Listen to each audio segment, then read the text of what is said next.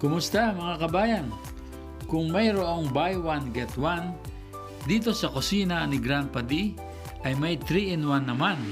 Ano ba yon? Ganito yan.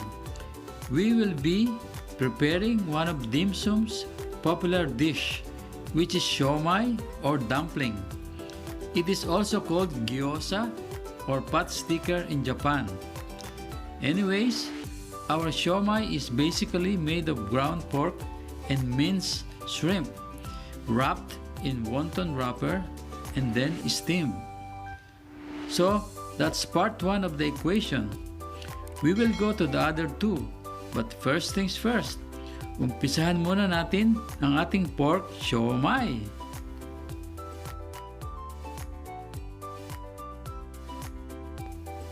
Our siomai starts with 2 pounds of ground pork, to which we add 1/2 teaspoon of ginger juice, 2 carrots chopped, spring onions, 10 pieces of minced shrimp, minced ginger, 1 teaspoon sugar, 2 tablespoons of soy sauce, 2 teaspoons of sesame oil, salt, pepper,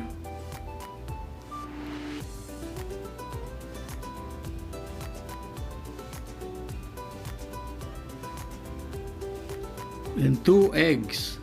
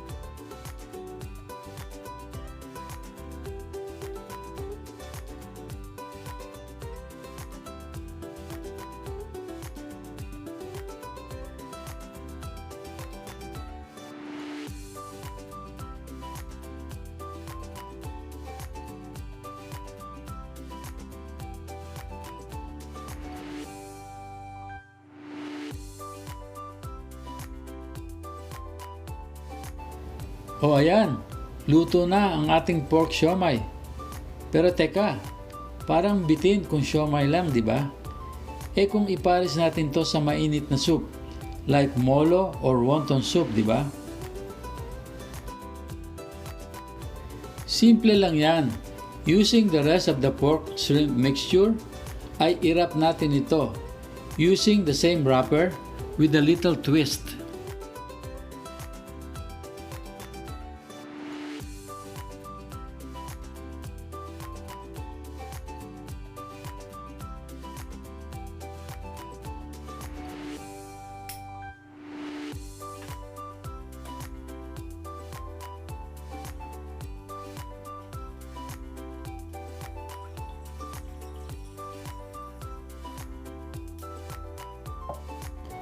Cook simply in chicken broth plus some vegetables of your choice.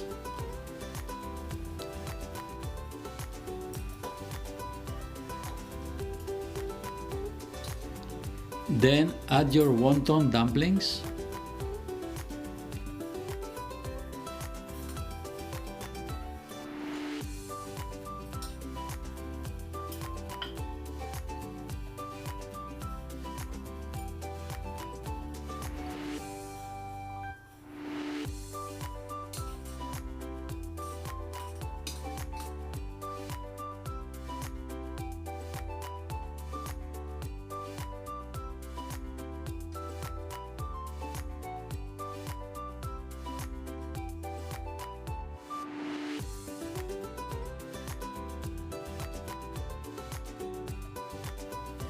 There you go, your pancit molo or wonton soup.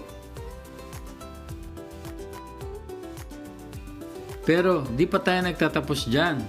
May pahabol pa tayong appetizer o pwede ring pulutan. Yan ay ang ating pritong pinsec. Again, using the same filling and wrapper, ay ibabalot natin yan ng may konting arte. Pampagana, ika nga.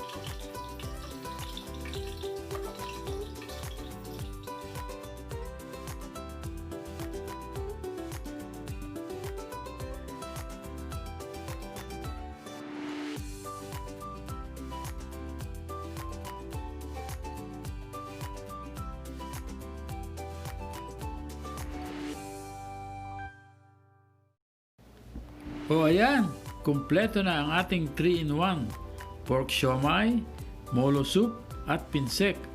Siguradong sulit tayo dyan at swak sa ating panlasa. So, gutom na ba kayo?